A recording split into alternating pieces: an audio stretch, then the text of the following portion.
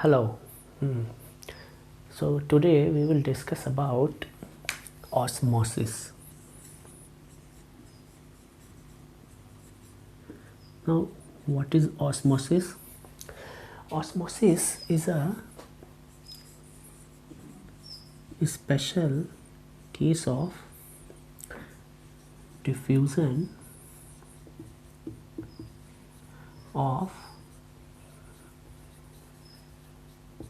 water molecules through semi permeable membrane. So, since osmosis is a case of diffusion, what does it mean? It means it is also a passive process. What kind of process? Passive process. What is passive process? Means no energy expenditure. तो यहाँ पे किसी तरह की कोई energy expenditure नहीं होगी. So let's see the definition. So osmosis is a process in which solvent molecules that are water molecules move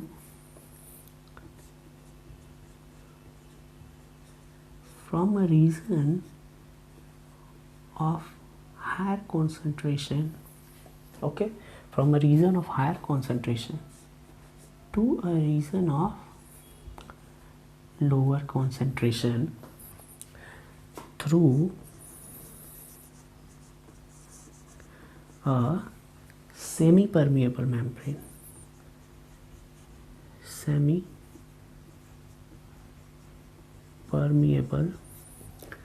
membrane. कब तक? Till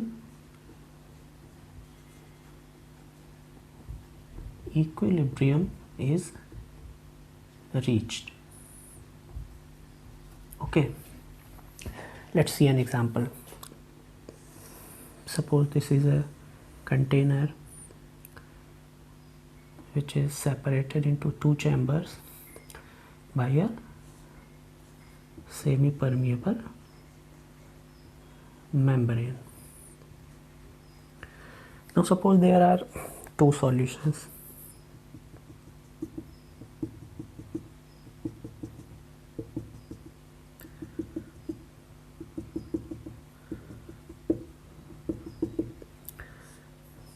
S1 and S2 separated by a semi-permeable membrane. Now suppose this solution,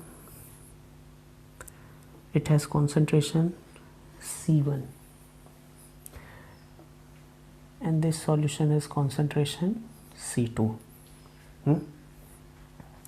If we say C1 less than C2, तो C1 का concentration C2 से ज़्यादा है. It means इसमें जो है वाटर मॉलिक्यूल्स जो हैं ज़्यादा है. इसका मतलब कि ये डाइल्यूट सॉल्यूशन है. और C2 का कॉन्सेंट्रेशन ज़्यादा है. इसका मतलब इसमें ये कॉन्सेंट्रेटेड सॉल्यूशन है. ठीक है. तो वाटर जो है हमेशा अपने हायर कॉन्सेंट्रेशन से लोअर कॉन्सेंट्रेशन की ओर मूव करेगा. तो किस में ज़्यादा वाटर मॉलिक्यूल होगा? S1 सॉल्यूशन में, क्योंकि इसका कॉन्सेंट्रेशन कम, ये डाइल्यूट सॉल्यूशन है. तो water will move from this solution to this solution. तो एक दूसरा डेफिनेशन हम लिख सकते हैं कि movement of water molecule from dilute solution to concentrated solution till equilibrium is reached.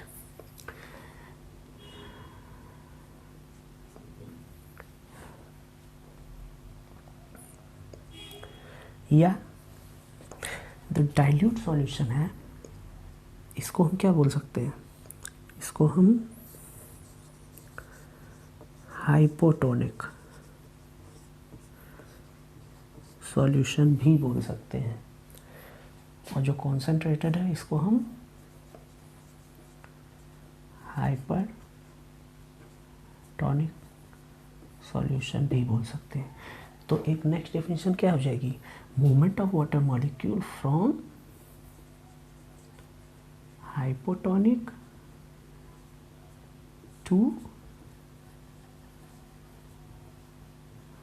hypertonic solution till the equilibrium is reached through a semi permeable membrane। अच्छा, अगर वाटर पोटेंशियल के टर्म्स में देखें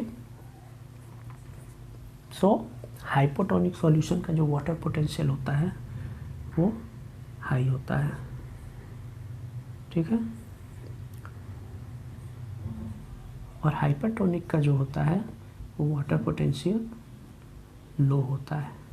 सो the movement of water molecule from a solution having higher water potential to a solution having lower water potential. So ये बात सबको समझ में आ गई होगी। अब आगे देखते हैं। अब दो एग्जांपल लेते हैं, animal cell and plant cell का, और देखते हैं कि उनको हम डिफरेंट टाइप ऑफ सॉल्यूशन में रखेंगे तो क्या होगा। तो पहला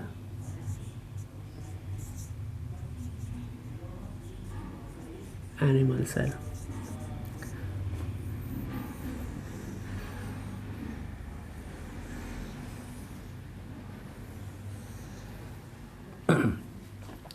तो जो पहला सॉल्यूशन हमने लिया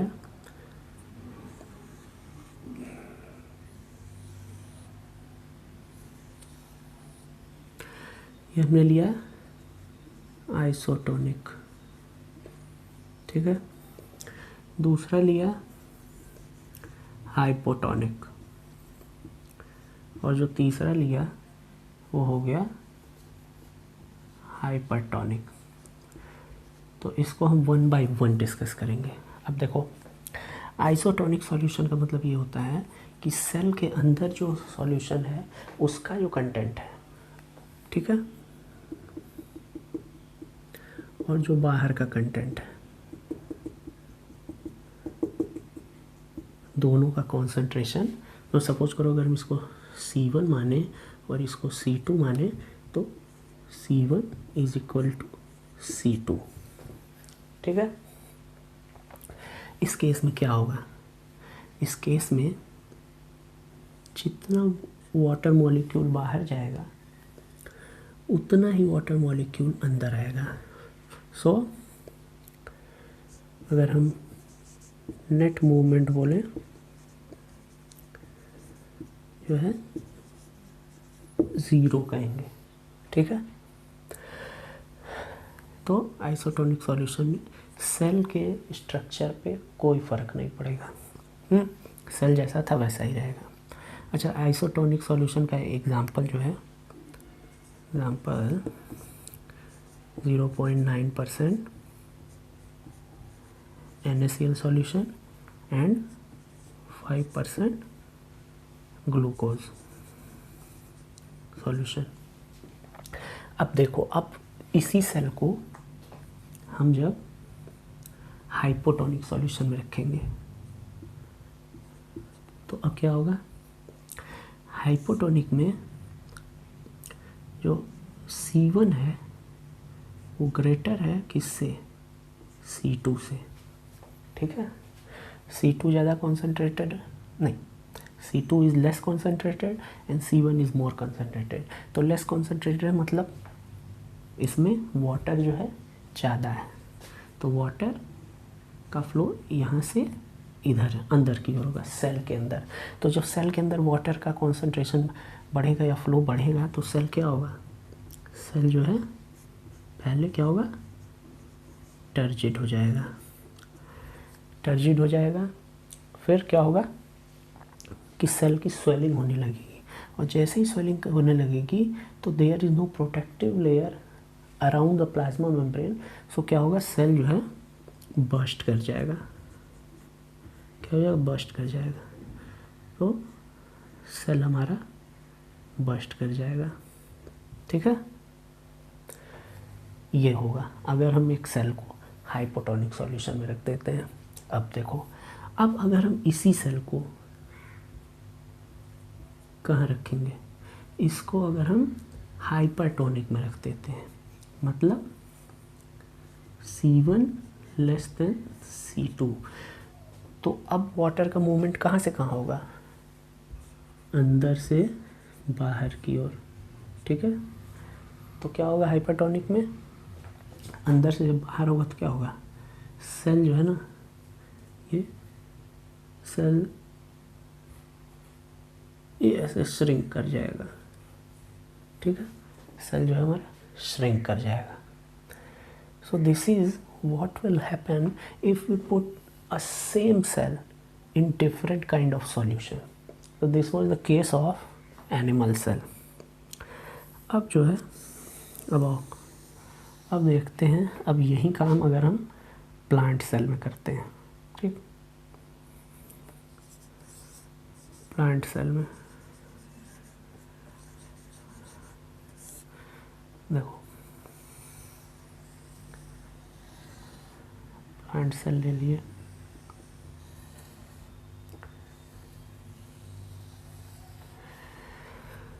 अब देखो प्लांट सेल कैसा होता है। पहले तो उसमें एक प्लाज्मा मेम्ब्रेन होती है, और उसके अराउंड जो है सेल वॉल होता है। समझ गए, यहाँ ये मैं दिखाता हूँ।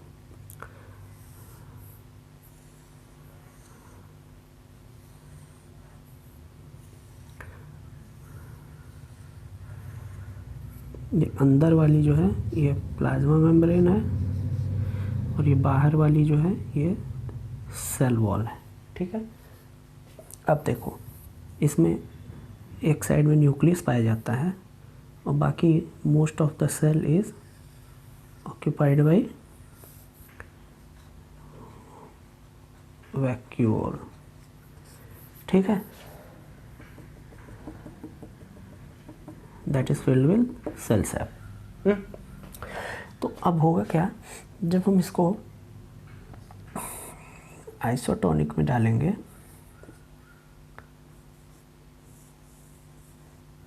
तो इसमें नो चेंज होगा। लेकिन जैसे ही हम इस सेल को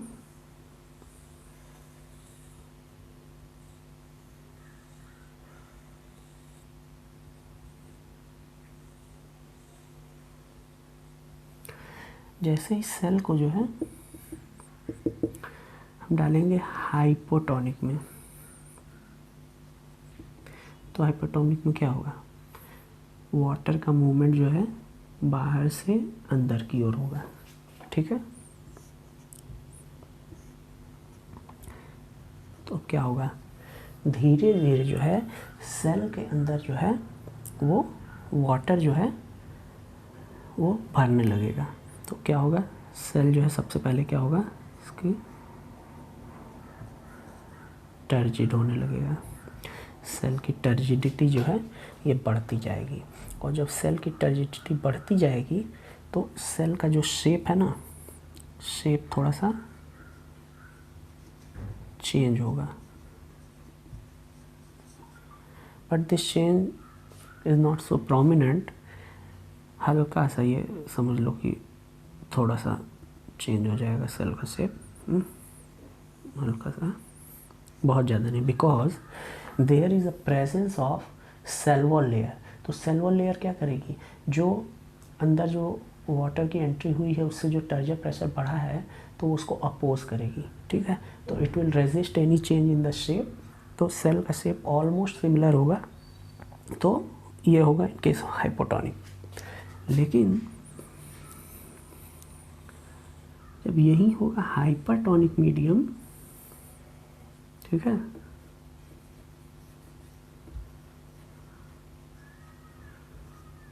यही जब हाइपरटोनिक मीडियम होगा ना, तो अब देखना क्या होगा। हाइपरटोनिक जब मीडिया होगा तो वाटर जो है ना अंदर से बाहर की ओर आएगा। अंदर से बाहर की ओर आएगा तो क्या होगा, सबसे पहले वैक्यूल से वाटर बाहर आने लगा।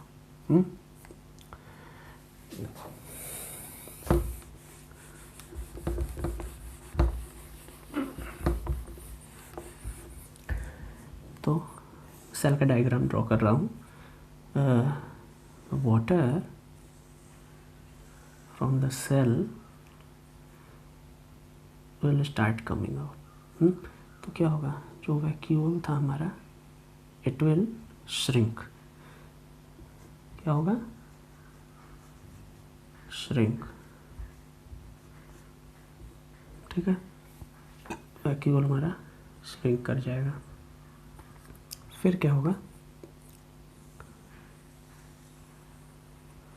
फिर जब और इससे वाटर जब आउट होगा, मतलब क्या बोलते हैं उसको, एक्सऑस्मोसिस। ठीक है, एक्सऑस्मोसिस होगा। जब और एक्सऑस्मोसिस होगा तो क्या होगा, सेल वॉल तो एज सच इंटैक्ट रहेगा, बट ये जो सेल है ये डिटैच हो जाएगा। ठीक है, ये बाउंड्री जो है इसकी ये डिटैच हो जाएगी। ठीक है, तो इसको बोलते हैं क्या, प्लाज्मोलाइज्ड सेल।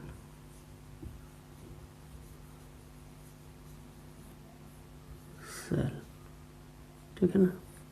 और जो ये प्रोसेस है जिससे ये प्लाज्मोलाइज हो रहा है इसको बोलते हैं प्लाज्मोलिसिस। तो प्लाज्मोलिसिस कब होगा, जब हम एक प्लांट सेल को एक हाइपरटोनिक सॉल्यूशन में रखेंगे। ठीक है, तो प्लांट सेल प्लाज्मोलाइज हो जाएगा। और जब इस प्लाज्मोलाइज सेल को हम फिर से जो है कहाँ रख दें,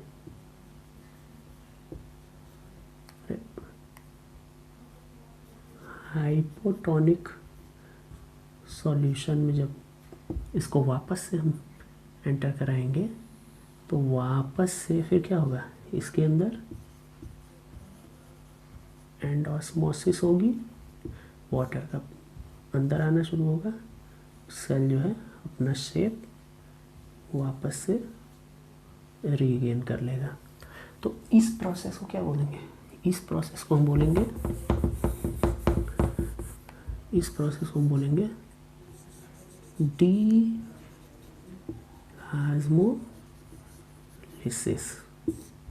ठीक है, अच्छा ये प्रोसेस जो है एनिमल सेल में नहीं हो रहा था क्योंकि उसमें कोई सेल वॉल नहीं थी। तो ऑस्मोसिस के थ्रू वाटर की एंट्री अगर सेल के अंदर होगी तो उसको हम बोलेंगे एंडोस्मोसिस, और वाटर की एग्जिट होगा सेल के अंदर से थ्रू ऑस्मोसिस तो उसको हम बोलेंगे एक्सोस्मोसिस। तो आई होप कि आप लोग को ये समझ में आया होगा।